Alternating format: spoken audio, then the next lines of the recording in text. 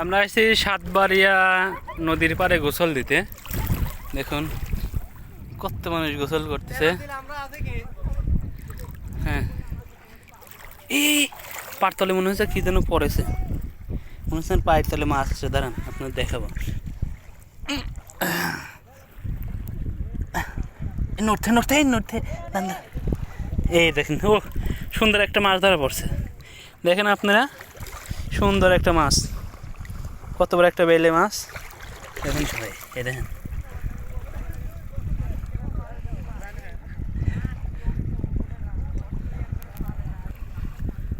আসলে আমি দুঃখিত, এত ধরে পাড়া দিছি মাছটার গায়ের উপরে, আসলে মাছটা এরকম হবে আমি বুঝতে পারি নাই।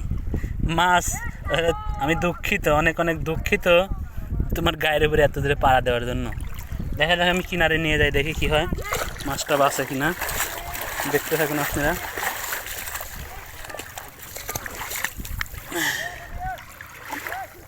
দেখা যাক কি হয়।